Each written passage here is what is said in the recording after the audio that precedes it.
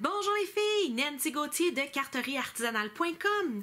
Aujourd'hui, je veux vous présenter la deuxième partie de ma technique ABC pour faire des cartes artisanales. Alors, tout ce que vous voyez ici est tiré du catalogue Stampin' Up. Alors, je suis comme la Madame Tupperware du scrapbooking. Alors, si vous avez envie de voir le catalogue, si vous avez envie d'en avoir une copie papier, vous pouvez me joindre directement sur mon site web à carterieartisanale.com. Alors, la semaine dernière, je vous ai expliqué la technique du ABC et je vous ai promis de vous expliquer comment ajuster vos grandeurs. Alors, ce que je veux dire par ajuster les grandeurs, c'est que je coupe beaucoup de cartons grandeur A, mais quand je viens les coller un par-dessus l'autre, il n'y a plus de bordure. Je ne suis pas très bonne en 1/8 de pouce. C'est ce qui m'a amené à commencer à travailler plus souvent avec cette technique-là. C'est que pour avoir une mini cadre comme ça, ça prend des 1/8 de pouce. Et Dieu sait que c'est pas pour moi. Alors, j'ai mon carton A ici, de base noire, à 4 par 5 écarts.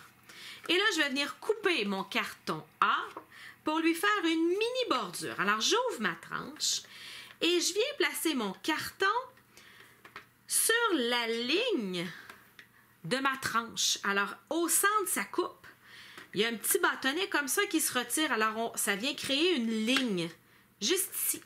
Alors, je viens à côté, juste vis-à-vis de la ligne. C'est à peu près 1/8 de pouce. Alors, je viens enlever 1/8 d'un côté. Je tourne. Je viens enlever la largeur de ma petite borne grise. Une deuxième fois. Et c'est tout. Je viens d'avoir mon papier ajusté parfaitement avec mon carton A. Alors, c'est comme le carton A+, que je viens de me créer. Et j'ai juste des petites retailles comme ça et j'ai surtout pas besoin de calculer mes mesures mathématiques. Le même principe se fait avec du papier à motif. Vous avez juste à couper votre papier à motif en grandeur A, ce qui veut dire 4 par 5 écarts.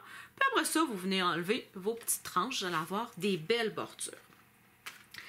Des fois, mon carton A, je veux qu'il y ait une plus grande bordure de carte. Alors, voyez-vous, traditionnellement, j'ai une bordure où il y a un quart de pouce divisé de chaque côté. Mais des fois, j'aime ça qu'on voit plus ma carte. Alors, ce que je vais faire, je vais venir prendre mon papier à motif et mon carton de base. Alors, j'ai les deux ici.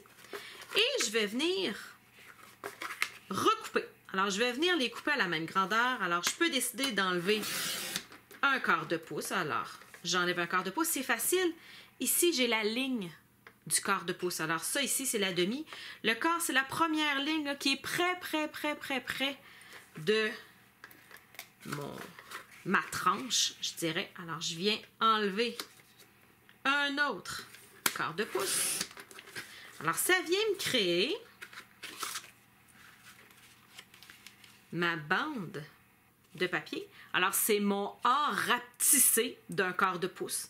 Alors, pour rapetisser d'1/8, je viens enlever la petite partie grise. Pour enlever un quart, je viens jusqu'à la ligne. Mais là, mes deux sont encore de la même grandeur. Alors, je vais reprendre mon papier à motif et je vais venir y enlever ma petite bande de 1/8 de chaque côté. Ça va venir me créer une mini bande, une mini bordure tout le tour de mon papier à motif, mais avec une grosse bordure tout le tour pour qu'on voit plus ma carte de base que ce que je montre seulement avec mon A. La même chose se fait avec les cartons B et les cartons C que je vous ai fait couper précédemment. Alors, si ici, je vais avoir une bande et je veux en avoir une plus large que l'autre, je viens simplement choisir est-ce que je veux avoir une mini bande. Alors là, je viens me couper dans ma bordure grise ou une plus grosse bande. Je viens me couper sur mon trait du quart de pouce. Alors, j'ai instantanément, sans avoir besoin de mesurer, ma bande qui vient par-dessus mon carton B. Je pourrais faire la même chose avec le C. Alors, c'est hyper facile de travailler de cette façon-là. Vous aurez à peu près plus jamais besoin de penser à vos grandeurs de carton. Tout ce que vous avez besoin de faire, c'est d'être capable de couper vos cartons ABC que je vous explique dans le premier vidéo. Je vous rappelle, j'ai dans la description le lien direct vers la première vidéo qui explique la technique ABC et après ça, vous allez pouvoir faire 90% des cartes que je confectionne à la main. Alors, si vous avez des questions sur la technique ABC ou si vous avez des questions sur les autres produits Stampin' Up!, vous pouvez me rejoindre sur mon site web à carterieartisanale.com.